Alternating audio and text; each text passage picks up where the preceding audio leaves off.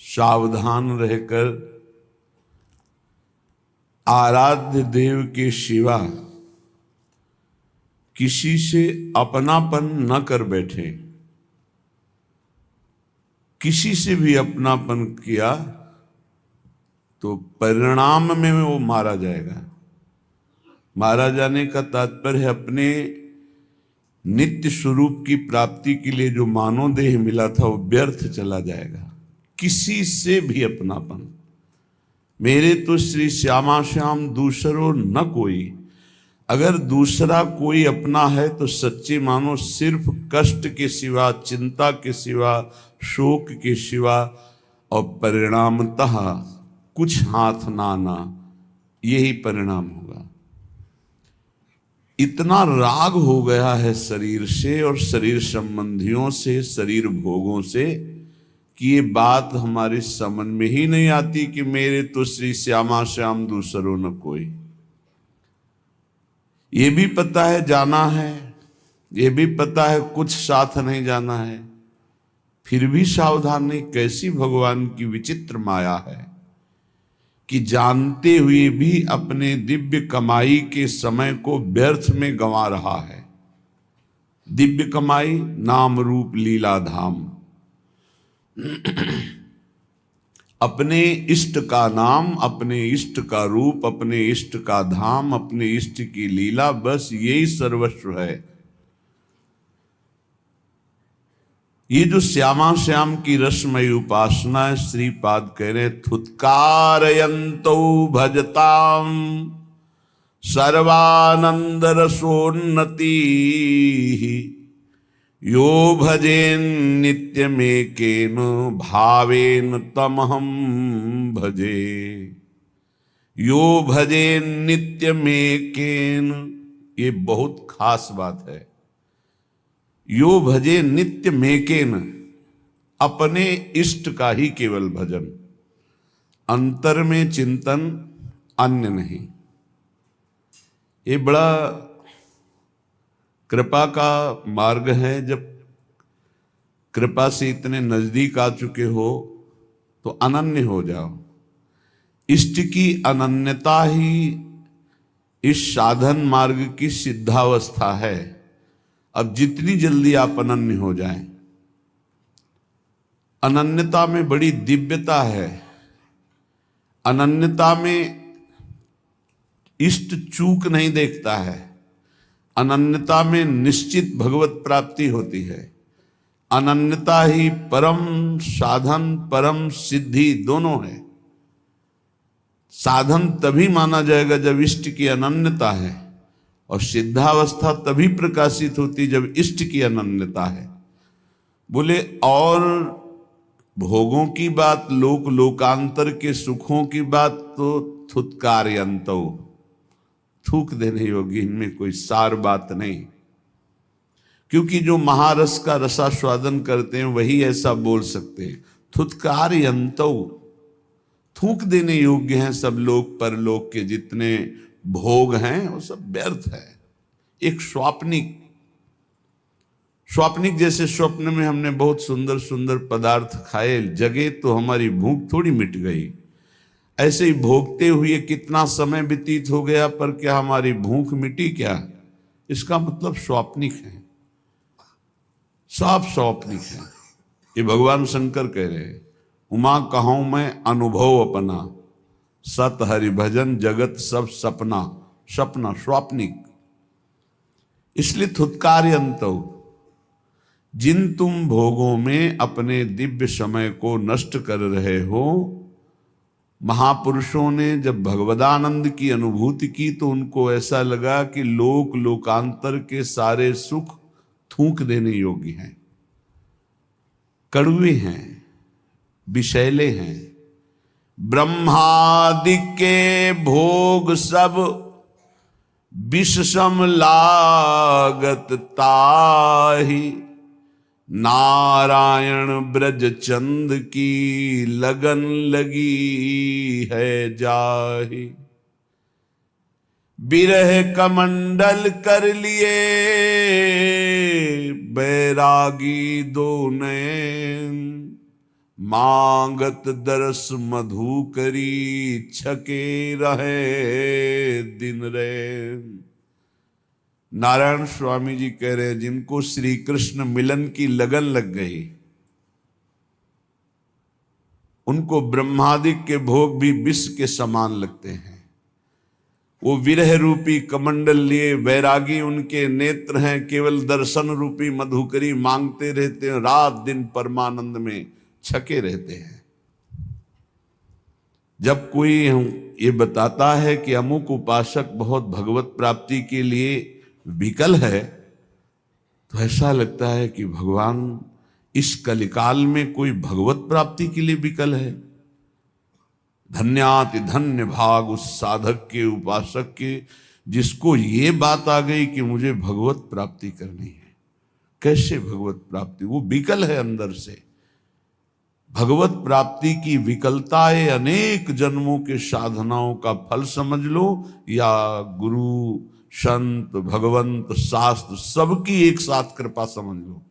भगवत प्राप्ति की चाह हो जाना, जिसके अंदर प्रभु के मिलन की चाह हो जाती, तो मृत्युलोक के या स्वर्गलोक के सुखों की क्या, ब्रह्मलोक के भोगों को भी वो विष के समान देखता है। तो श्रीपाद करे थुतकारे अंतो, थूक देने योग्य हैं ये सब भोग। भजताम सर्वानंद रसोन्नति ही, भजनानंदियों की पराकाष्ठा है श्री प्रिया प्रीतम का भजन। भजनों में सबसे सर्वश्रेष्ठ नित्य विहार भजन है, समस्त रसिक महापुरुषों ने स्वीकार किया। श्यामा श्याम का आठों पहर दुलार करते हुए उनके चिंतन में डूबना, सेवा सुख चिंतन में डूबना, इससे बड़ा कोई भजन नहीं है। भजताम सर्वानंद रसोन्नति ही, सर्वानंद प्रदान करने वाला, उन्नति, पराकाष्ठा, नित्य नवम नवम महारस महामाधुर्य। कौन? बोले श्री प्रिया प्रीतम का, श्यामा श्याम का। इसलिए यो भजे नित्य में केन भावेन तम हम भजे, जो एक भाव से, कभी ये कभी ये कभी ये, तो अभ्यास का भजन हुआ। वो प्रेम का भजन एक ही का, एक ही का नाम, एक ही का रूप, एक ही की लीला, एक ही धाम, पूर्ण आसक्त चित्त श्यामा श्याम में। तो श्रीपाद कह रहे हैं, मैं ऐसे भजनानंदियों का स्वयं भजन करता हूं, इनकी चरण वंदना करता हूं, इनका नाम स्मरण करता हूं, इनके रूप दर्शन की आकांक्षा, इनके चरणों की सेवा, ये संपूर्ण भजन जो हमारे प्रिया प्रीतम के अनन्य हो करके, अन्य सब भोग विलासता का त्याग करके, लोक लोकांतर की चाह का त्याग करके निरंतरता भजन में बनाए हुए हैं। मैं ऐसे प्रिया प्रीतम के प्रेमी भजनानंदी महापुरुषों को प्रणाम करता हूं, उनका स्मरण करता हूं, उनकी सेवा की चाह करता हूं। भज धातु सेवायाम। त्रिभंगी मुत्तुंगी कृतरस तरंगैर नव नवोन, मदानंगे नीलोज्वल घन निभांगे, ददहो लसदोहो तंसी, मणिमय वतंसी ब्रजकुला, बलानी विश्रंसी, स्फुरत मम बंसी मुख हरि। अहो, अधरों पर वंशी विराजमान करके जो नित्य नवीन प्रेमोन्माद करने वाली मुरली है, उसे अपने अधरों पे विराजमान करके जब गान करते हैं तो चर अचर सब प्रेम से युक्त हो जाता है, चैतन्य समाधिस्थ हो जाते हैं और जड़ में चैतन्यता आ जाती, द्रवण होने लगता है। ऐसे मोर मुकुट धारण करने वाले, इंद्रनील मणि की कांति, मणिमय कुंडल धारण करने वाले और नवीन नवीन महान प्रेम स्वरूपा प्रेमी रसिकों के द्वारा जो भावदेह को प्राप्त हैं, उनसे घिरे हुए हैं और प्रेम क्रीड़ा परायण हैं, ऐसे ललित त्रिभंगी त्रिभंगी मुत्तुंगी कृत रस तरंगैर नव नवोन्मादैर, जिनके श्रीअंग के दर्शन मात्र से नव नवायमान प्रेमोन्माद प्रकट होता है, जो नवीन नवीन रसिक महापुरुष भावदेह को जो प्राप्त हैं वो घेरे हुए हैं, जो ललित त्रिभंगी होकर अधरों पर मुरली विराजमान करके वादन कर रहे हैं, वंशी नाद कर रहे हैं, ऐसे प्रभु श्री हरि हमारे हृदय में स्फुरित हों, ऐसी श्री किशोरी जो हमारे हृदय में स्फुरित हो, ऐसा श्री वृंदावन हमारे हृदय में स्फुरित हो। देखो, प्रगट वृंदावन में विराजमान हो, इसका फल होगा हृदय में वृंदावन का प्रादुर्भाव हो जाना। यहां आप जो वृंदावन प्रगट देख रहे हो, इसमें काम क्रोध लोभ मोह मद मत्सर इनका पहरा है, बहुत जोर का पहरा है। चूक गए तो मार के गिरा दिए जाओगे। लेकिन जब हृदय देश में वृंदावन का प्रादुर्भाव होता है, तब इनका प्रवेश ही नहीं होता है। श्री रसिक शेखर भगवत रसिक जी महाराज कह रहे हैं, हमारे वृंदावन उर और माया काल जहां नहीं व्यापे, जहां रसिक सिर मोर, हमारे वृंदावन उर और छूट जात सत असत वासना, मन की दौरा दौर, भगवत रसिक बतायो श्री गुरु अमल अलौकिक ठोर, हमारे वृंदावन उर और। श्री गुरुदेव भगवान की कृपा से प्राप्त नाम मंत्र उपासना के प्रभाव से हमारे हृदय में और वृंदावन जागृत हुआ है। और वृंदावन यहाँ निर्माण हो रहा है, यहाँ विनाश लीला भी दिखाई दे रही है, पालन लीला भी, अर्थात मायाकृत त्रिगुण का खेल यहाँ भी दिखाई दे रहा है। सृजन, जन्म होना, पालन, बढ़ना और नष्ट हो जाना, संहार, तीनों लीलाएं भगवान की यहाँ दिखाई दे रही है। शरीर बढ़ रहे हैं, नष्ट हो रहे हैं, जन्म ले रहे हैं, बढ़ रहे हैं, नष्ट हो रहे हैं, दृश्य बदल रहा है, नष्ट हो रहा है। लेकिन जब गुरु प्रसाद से इसी धाम में उपासना परिपक्व होती तो हृदय में जो वृंदावन जागृत होता है, बोले पहली बात, इस त्रिगुण माया का प्रभाव प्रवेश नहीं करता, जो दिव्य वृंदावन हृदय में प्रकाशित होता है। माया और काल, कालातीत वृंदावन, त्रिगुणातीत वृंदावन, माया काल जहां नहीं व्यापे, त्रिगुण माया का प्रभाव हृदय के वृंदावन में नहीं पड़ेगा, काल का प्रभाव हृदय के वृंदावन में नहीं पड़ेगा। जहां रसिक सिरमौर, जहां हमारे आचार्य गुरुदेव सहचरी स्वरूप से निरंतर सेवा में विराजमान हैं, जब इस वृंदावन का हृदय में जागृत होता है तो असत वासना की कौन बात करे, सद वासना भी नहीं रह जाती। छूट जात सत असत वासना, मन की दौरा दौर, ये जो मन चंचल होकर के लोकांतर के भोगों में भटक रहा था, अब प्रियालाल के प्रेम रस में, नवनिवृत्त निकुंज की शोभा में ये अटक गया। इसकी दौड़ भागने की सामर्थ्य गई, पंगु हो गया मन। ना माया का प्रवेश त्रिगुण, ना काल का प्रवेश कालातीत। जहां हमारे रसिक शेखर आचार्य सहचरी वपु से, गुरुदेव सहचरी वपु से सेवा परायण हैं, वो दिव्य वृंदावन हमारे हृदय में प्रकाशित हुआ। सद और असद दोनों वासनाएं छूट गई, निर्वासनिक हृदय, मन पंगु हो गया, भगवत रसिक जी कहते हैं ऐसा अलौकिक ठौर गुरुदेव की कृपा से हृदय में जागृत हुआ। ये अलौकिक वृंदावन कब जागृत होता है? कैसे? उपासक के, जिसको पाई भर परवाह नहीं होती, न लोक की न वेद की, एकमात्र श्यामा श्याम का अनन्य होकर रात दिन भजन में लगा है, सेवा में लगा है, चिंतन में लगा है, जिसके हृदय में नरक स्वर्ग अपवर्ग आस नहीं त्रास है, जहां राखो तहां रहो मानी सुख राशि है, देव दया करि दान न भूलो के लिको, भगवत बलित तमाल बिलो को बेलिको। बहुत सुंदर निष्ठा का वर्णन है।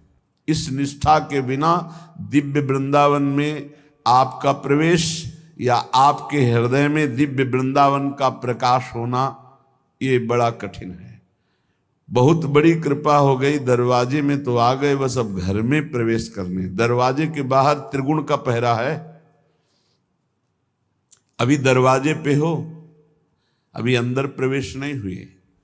सतोगुण तमोगुण रजोगुण इसका देखो लीला विलास दिखाई दे रहा है, कुछ बुरा कुछ अच्छा कुछ विनाश लीला ये दिखाई दे रही। इसका मतलब त्रिगुण दृष्टि है और अभी त्रिगुण को आप देख पा रहे हैं। कुछ निर्माण हो रहा है, कुछ टूट रहा है, कुछ ऐसे काल का भी प्रभाव दिखाई दे रहा है, अवस्था का भी प्रभाव दिखाई दे रहा है। मन की दौड़ा दौड़ भी नहीं मिटी है, वासना भी है सदसद। अभी वृंदावन में प्रवेश नहीं हुआ। यही वृंदावन है, पर त्रिगुण का जो तुम्हें खेल दिखाई दे रहा है इससे परे है यहां का खेल। ये कब हृदय में जागृत होगा? जब ऐसे भजन में लगो कि नरक स्वर्ग अपवर्ग आस नहीं त्रास है। ना तो नरक का त्रास है, ना स्वर्ग और मोक्ष की आस है। स्वर्ग मिले नरक मिले परम पद मिले, बिल्कुल कोई परवाह नहीं। जहां राखो तहां रहो मान सुख राशि है। जहां रखो जैसे रखो, महलों में रखो चाहे झोपड़ी में बास दो, ये सुख राशि मान करके रहूंगा, दुखी नहीं होऊंगा। ये निष्ठा दिव्य वृंदावन के लिए चाहिए, जो हृदय में भगवत रसिक जी कहते हैं गुरु प्रसाद से अमल अर्थात निर्मल माया रहित, अलौकिक अर्थात जो शास्त्र और बड़े बड़े विद्वानों की भी दृष्टि में ना आवे वो अलौकिक, लोक परलोक से भी परे अलौकिक, ब्रह्मा की रचना से भी परे अलौकिक, अमल अलौकिक ठाव। ये शब्द देखो, सत्संग है। जहां राखो तहां रहो मान सुख राशि है। हे नाथ, यदि आप बहुत दूर रखते हो तो मैं आपके आश्रित होकर आपका नाम जप करते हुए आपके ही अधीन रहूंगा। कहीं भी रखो, मान सुख राशि है, मैं वहीं रहूंगा। और ऐसा आपने कर दिखाया भगवत रसिक जी अनन्य वृंदावन धाम के। थोड़ा दुखद घटनाएं होती इसलिए उनका वर्णन करने का भाव नहीं बन पाता। इनकी यही निष्ठा थी कि ब्रज के समस्त जन भगवत स्वरूप हैं, जाति पक्ष नहीं देखना चाहिए। ऐसा गुरुजनों ने, महापुरुषों ने, ऐसा वाणीकार रसिक जनों ने स्थापित किया है। व्यास रसिक तेई बड़े ब्रजते अनत न जाई, वृंदावन के स्वपच लो जूठन मांगे खाही। तो इसी रस सिद्धांत में भरे हुए भगवत रसिक जी ने एक दिन एक ऐसे घर से, जिनका धोबी कुल में जन्म हुआ, उस घर से भिक्षा ली कुछ द्वेष करने वाले जन स्वाभाविक होते हैं। महामहिम रसिक शिरोमणि श्री ललित मोहिनी देव जी के पास शिकायत पहुंची, कई बड़े रसिक और सब मिलके कि ये तो बड़े भजनानंदी हैं, मानते हैं, बड़े विरक्त हैं, ये भी मानते हैं, पर ये तो धर्म के विरुद्ध आचरण कर रहे हैं। ये तो अमुक के घर में रोटी मांग के खाए। यद्यपि बहुत ही पहुंचे हुए महापुरुष श्री पूज्य ललित मोहिनी देव जी बुलाया और कहा ये सब शिकायत कर रहे हैं, आप ऐसा क्यों? तो का भगवान ब्रज में संपूर्ण ब्रजवासी भगवत स्वरूप हैं, यहां तो जाति पक्ष देखा ही नहीं जाता। तो उन्होंने कहा कि बड़ों की बात सुननी चाहिए। तो कहा बड़ों ने ही लिखा है वाणियों में और बड़ों ने ही ऐसा आदेश किया है, क्योंकि हरिराम व्यास जी बड़ों में ही हैं। बड़े बड़े और भी रसिक महापुरुष बहुत से वाणियों में पाया है हरिराम व्यास जी का यशगान करते हुए। अष्टाचार्यों की वाणियों में भी है कि व्यास जैसे तो सिर्फ व्यास ही है, दूसरा कौन हो सकता है। हरिराम व्यास जैसे तो सिर्फ हरिराम व्यास जी ही है, ऐसा वाणी में। व्यास मिठाई विप्र की तामे लागे आग, वृंदावन के स्वपच की जूठन खइए मांग। ये रसिक महापुरुष उन्होंने कहा कि नहीं, तुम्हारी ये सब नहीं, तुम्हें नहीं जाना चाहिए, तुम ये विरुद्ध कार्य किए। यद्यपि हम समझ रहे हैं कोई गलती नहीं है, फिर भी चार संत महंत कह रहे, चार लोग कह रहे, तो तुम्हें स्वीकार करना चाहिए तुमसे गलती हो गई। आप कहते हैं तो स्वीकार करते हैं, वस्तुतः महापुरुषों ने कहा है कि आप मांग सकते हैं, पर आप आदेश कीजिए, अगर गलती आप कहते हैं तो हमें दंड दे सकते हैं आप। धीरे धीरे विरोध रूप खड़ा हो गया। यद्यपि पूज्य श्री ललित मोहिनी देव जी हृदय से प्यार करते थे, जानते थे कि नहीं, किंचन मात्र त्रुटि नहीं है। फिर एक दिन बुलाया और कहा देखो, हम जानते हैं कोई त्रुटि नहीं है, पर सब संत महंत जन ऐसा कहते हैं कि आप ऐसा किए हो, तो आप वृंदावन से निकल जाओ, वृंदावन में मत दिखाई देना। कितना गुरुजनों का आदर महापुरुष करते थे, मतलब हृदय में सामर्थ्य नहीं ऐसी, सामर्थ्य ही नहीं ऐसी, जैसे महापुरुष जन अपने गुरुजनों की आज्ञा का पालन किए, ऐसी सामर्थ्य नहीं। मतलब कितनी बड़ी बात है कि वृंदावन रस के परम रसिक, वृंदावन रजोप सेवी, एक क्षण भी वृंदावन से बिलक जीने की हिम्मत नहीं ऐसे महापुरुष। गुरु जी ने कहा निकल जाओ वृंदावन से, वृंदावन में अब तुम दिखाई मत देना, दर्शन मत देना वृंदावन में। और भी विचित्र लीला हुई कि भगवत रसिक जी की वाणी को आदेश हुआ कि यमुना में विश्राम दे दो, प्रकाशित ही न हो। अब लीला गुरुजनों की, ऐसा क्यों कहा, वाणी जी के प्रति क्यों कहा? क्योंकि प्रमाणित होना चाहिए कि भगवत रसिक जी की वाणी ये सिद्ध वाणी है। यमुना जी में डुबोया तो ना एक कागज गीला हुआ, ना वाणी जी डूबी, ऊपर ऐसे ही यमुना जी ले विराजमान रही। फिर वाणी सिद्ध वाणी।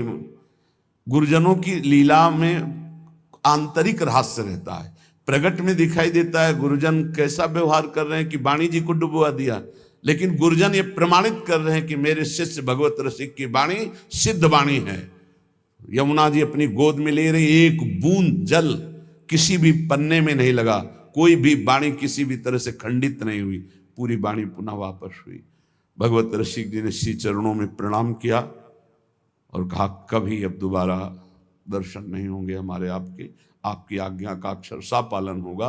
और यमुना का किनारा पकड़ा और सीधे प्रयागराज झूसी में यमुना के पावन पुलिन तट पर निरंतर नित्य विहार श्री श्यामा श्याम का अवलोकन करते हुए, कल आपने सुना जब शरीर छोड़ा तो सब अलौकिक दिव्य विभूतियां आ गई स्वागत करने के लिए। गंगा जी ने कहा आप अभी इसी क्षण शिवलोक को चलिए, ब्रह्मलोक को चलिए, कोई कह रहा अमुक लोक को चलिए, सरस्वती जी कह रहे ब्रह्मलोक चलिए, साहब विश्व का वैभव आपके लिए। भगवत ऋषि जी ने कहा नहीं, हमारा लक्ष्य ही नहीं है, हमारा लक्ष्य तो श्यामा श्याम है।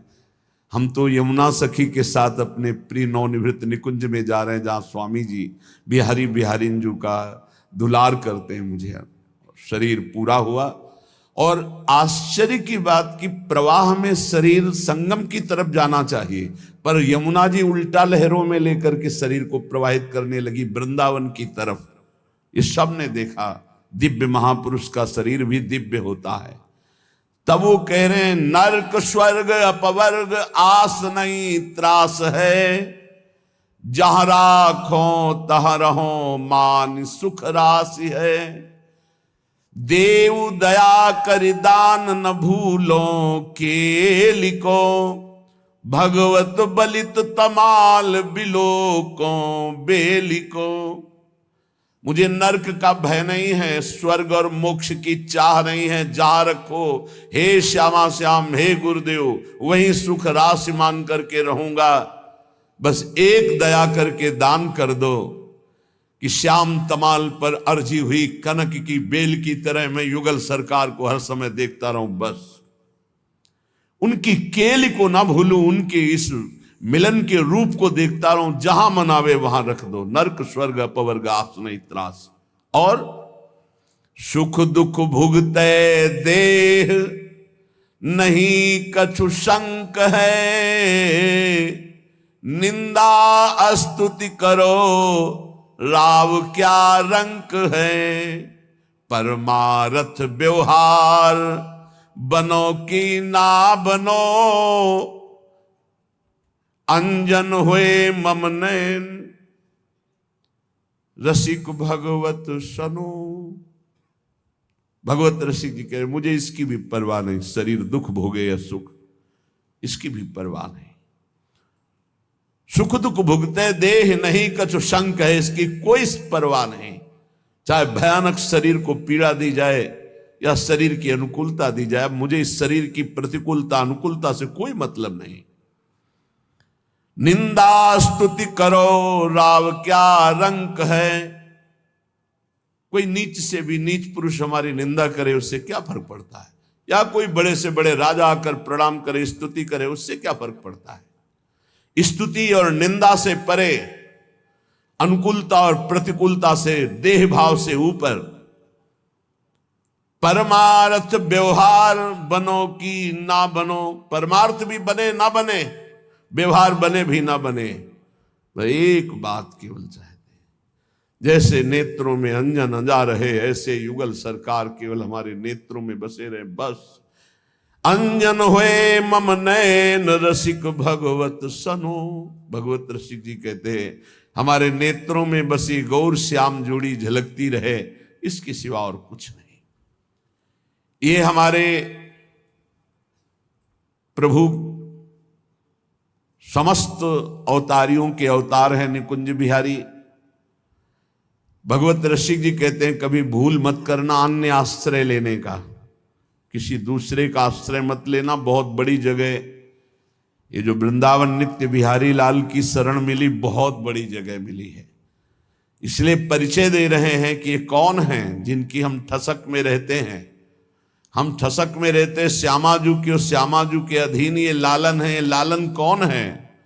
बोले सब कालन को काल, लोक पालन को पाले, आपुन सदा स्वतंत्र नियंता बुद्धि विशाले। उपजावे सब विश्व रमय फिर ताके माही, देखत भूली करे परे भूलन में नाही। सडेश्वर समर्थ हरि सो भगवत असरन शरण, तन मन जन की वेदना हरहु मोद मंगल करन। तन मन की जन वेदना हरहु मोद मंगल करन। जान लो हमारे श्याम सुंदर कौन है। ठसक बहुत जोर की आ जाएगी, लालन तेरे अधीन, जाके अधीन सदाई सांवरो। वो हमारी प्रियाजू तो लालजू कौन है? बोले सब कालन को काल, लोक पालन को पाले। ये हमारे लालजू महाराज एक कालों के भी महाकाल के भी शासन है। देखो ना, महाकाल भगवान शंकर को कहते हैं। भगवान शंकर भी चरणामृत जिनका धारण करते हैं वही भगवान हरि हैं। भगवान शंकर चरणामृत जो गंगा जी है कहाँ धारण करते हैं? हाँ, वही है कालों के काल महाकाल, जो उनके द्वादश स्वरूप ज्योतिर्लिंग के रूप में विराजमान है। हाँ, सौराष्ट्रे सोमनाथम च श्रीशैले मल्लिकार्जुनम, उज्जैन्याम महाकाल ओंकार ममलेश्वरम, परल्याम वैद्यनाथम च डाकिन्याम भीम शंकरम, सेतु बंधे तु रामेशम नागेशम दारुकावने, वाराणस्याम तु विश्वेशम त्र्यंबकम, गौतमी तटे हिमालय तु केदारम, घुस्मेशम च शिवालय, एतानि ज्योतिर्लिंगानि सायं प्रातः पठेन्नरा, सप्त जन्म कृतम पापम स्मरणेन विनश्यति। ये द्वादश ज्योतिर्लिंग हैं, उनमें एक ओंकार भगवान जैसे, ऐसे महाकाल भगवान, विश्वेश्वर भगवान, अलग अलग नामों से इन्हीं भगवान शंकर का है। उज्जैन्याम महाकाल, उज्जैन में विराजमान है महाकाल स्वरूप। एक काल के महाकाल के भी ईश्वर हैं ये भगवान शंकर। जो गंगा जी धारण करते हो हमारे प्रभु का चरणामृत है। गांगम वारि मनोहारि मुरारि चरणच्युतम, त्रिपुरारि शिरश्चारि पापापहारि पुनातुमाम। ये समस्त कालों के भी काल, महाकाल के भी ईश्वर, बड़े बड़े लोकपालों को अपने शासन में रखने वाले ईश्वरों के भी ईश्वर हमारे प्रभु हैं। ये लोकपालों का भी पालन करते हैं। देखो ना, देवराज इंद्र एक लोकपाल ही तो हैं, वरुण देवता लोकपाल ही तो हैं। वरुण देवता साष्टांग दंडवत कर रहे थे जब भगवान ने अवतार ब्रज में लिया। तो भगवान वरुण देव के अनुचर रात्रि में यमुना जी का अवगाहन करने के लिए नंद बाबा गए। समय का पता नहीं था, निषेध है, ब्रह्म मुहूर्त में ही स्नान करना चाहिए। जो नदियों में स्नान है, जो पावन तीर्थों का अवगाहन है, वो ब्रह्म मुहूर्त में ही करना चाहिए। उसके पहले मानो यमुना जी भी तो शयन करती हैं, विघ्न नहीं डालना चाहिए। यद्यपि वो दर्शन के उद्देश्य से अपहरण किया था। जब नंद बाबा ने देखा कि लाला हमको यहां से ले जाने के लिए आया, तो लाला की दंडवत लोकपाल कर रहे हैं, वरुण देवता स्तुति कर रहे हैं, चरणों का अभिषेक कर रहे हैं, कृतार्थ मान रहे हैं। जब देखा लोकपालों का भी राजा देवराज इंद्र गिरिराज जी को धारण करके सारा अभिमान चूर्ण कर दिया, तो आकर के कामधेनु के सहित भगवान का अभिषेक कर रहे हैं, चरणों में बार बार मुकुट नवा रहे हैं। भगवान आदेश कर रहे हैं, देवराज इंद्र कभी अभिमान मत करना। कौन है ये प्रभु? जो अवतार के भी अवतारी बिहारी जो हैं, ये लोकपालों का भी पालन करने वाले, काल के भी महाकाल के भी ईश्वर हैं। क्यों? शास्त्रों में बहुत जगह वर्णन आया है कि भगवान ब्रह्मा शंकर शनकादि नमन करते हैं। ध्येयम सदा परिभवग्नम अभीष्ट दोहम तीर्थास्पदम शिव विरंच नुतम शरण्यम। भगवान श्री हरि के चरणों की वंदना करते हैं। बोले ये लोकपालों का भी पालन करने वाले हैं। आप सबका अवलंब हैं। त्रिभुवन में जो भी ऋषि मुनि, दैवी शक्ति, आसुरी शक्ति, जो भी है, सबका ये अवलंब है। सबको ये पावर यही देते हैं। पर परम स्वतंत्र हैं। आपुन सदा स्वतंत्र, इनके ऊपर किसी का शासन नहीं है। एक जगह वो परतंत्रता स्वीकार स्वयं की, अहम भक्त पराधीनो अस्वतंत्र ईव। परम स्वतंत्र प्रभु कहते हैं मैं परतंत्र हूं तो केवल भक्त के, अहम भक्त पराधीनो अस्वतंत्र, मैं वहां स्वतंत्र नहीं हूं, अस्वतंत्र हूं। कहां? अहम भक्त पराधीन हूं। जो मेरे प्रेमी भक्त हैं उन्होंने मुझे जीत लिया, अधीन कर लिया। नहीं तो कह रहे आपुन सदा स्वतंत्र, परम स्वतंत्र न सिर पर कोई, भावे मने करे सोई। इनके ऊपर किसी का शासन नहीं है। अगर शासन है तो प्रेम का है। यत् किंचित भक्तों में प्रेम आ जाता है तो अधीन हो जाते हैं। फिर तो प्रियाजू प्रेम की मूर्ति, इसीलिए लालन तेरे ही अधीन। विशाला, नियंता बुद्धि विशाला, विशाल बुद्धि के अधिष्ठात्र देवता अर्थात ब्रह्मा को भी बुद्धि देने वाले, सरस्वती को भी बुद्धि देने वाले हमारे प्रभु हैं लालजू महाराज। जो सरस्वती सबकी बुद्धि में प्रकाशित है, या देवी सर्वभूतेषु बुद्धि रूपेण संस्थिता, नमस्तस्यै नमस्तस्यै नमस्तस्यै नमो नमः, उनको भी बुद्धि प्रदान करते हैं हमारे प्रभु। ब्रह्मा को भी बुद्धि प्रदान करते हैं प्रभु। महातत्वादि कार्य द्रव्य के नियामक हैं प्रभु। उपजावे सब विश्व, एक संकल्प में अनंत ब्रह्मांडों का सृजन हो गया। किसी कारीगर और लेबर की जरूरत नहीं पड़ी। एक संकल्प, भ्रकुटी विलास सृष्टि लय होई। सृष्टि का सृजन और पालन और लय इनके एक निमेष मात्र से, भ्रकुटी के इशारे से हो जाता है। हे ऐसी ठसक, ऐसे प्रभु हमारी प्रियाजू के अधीन हो। वो प्रियाजू हमारी प्रिय स्वामिनी है, हम उनकी प्रिय सखी हैं। कितना गर्व का विषय। आप स्वयं संपूर्ण विश्व ब्रह्मांड का सृजन करते हैं और फिर रमय ताके बाही, अपने आप से अपना निर्माण करते हो। आप इसमें विराजमान हैं और फिर आप ही इसका विनाश करते हैं। आप ही अपना खेल रचते हैं और उस खेल के खिलाड़ी और खेल दोनों आप हैं, और डट के खेलते हैं और इसके बाद इस खेल का समापन करते हैं। प्रलय, महाप्रलय वो अपने आप से अपने आप का करते हैं। बस यही समझना। जो नहीं हो पा रहा है तो बोले देखत भूली करे। जिसको देखकर भूल गया वो कौन है? बोले वो इन्हीं की माया है। पर परय भूलन में नहीं, पर माया उसको कभी भूल में नहीं डाल सकती जो इनकी शरण में है।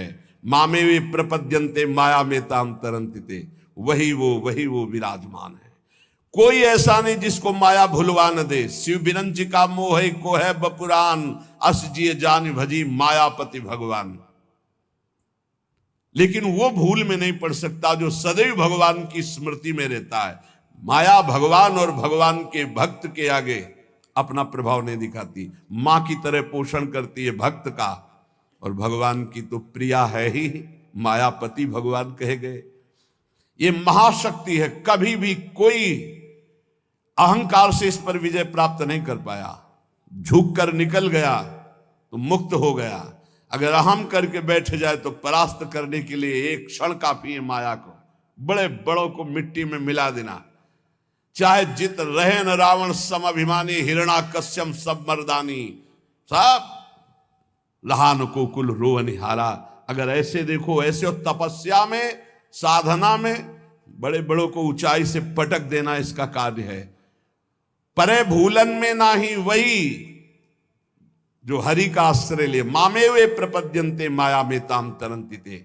एक ही उपाय है, दैवी हेषा गुणमयी मम माया दुरत्तया मामे वे प्रपद्यन्ते माया में ताम तरंतिते। षडेश्वर समर्थ हरि, ये और कोई नहीं। जैसे कहते कि भगवान क्यों कहते हो, यहां भगवान थोड़ी है। देखो भाव से आप लालजू कह रहे हो, लेकिन है कौन? आचार्य क्या कह रहे हैं? कह रहे प्रीति की रीति रंगीलो ही जाने, यद्यपि सकल लोक चूड़ामणि। लोक चूड़ामणि कौन है? भगवान। जैसी हरिवंश करत अपनो जस प्रगट अखिल ब्रह्मांडन, कौन? भगवान। जाहि बिरंची उमापति नाये, कौन? भगवान। यहां भगवत रसिक जी कह रहे हैं षडेश्वर समर्थ हरि, सो भगवान, सो भगवत असरन सरन, तन मन जन की वेदना हरहु मोद मंगल करन। हे अनाथों के नाथ, भगवत रसिक जी कह रहे हैं आप ही एकमात्र मेरे रक्षक हो। षडेश्वर संपन्न समस्त ऐश्वर्य, वैभव, ज्ञान, वैराग्य, प्रेम सबके समुद्र हो आप नाथ, एकमात्र आप ही मेरे रक्षक हो। हे परमानंद, परम मोद, परम मंगल, अपने शरणागतों का करने वाले, आप हमारी शारीरिक और मानसिक दोनों चिंतन वृत्ति का अपहरण करके अपने में लगा लो तो हमारी वेदना दूर हो जाएगी।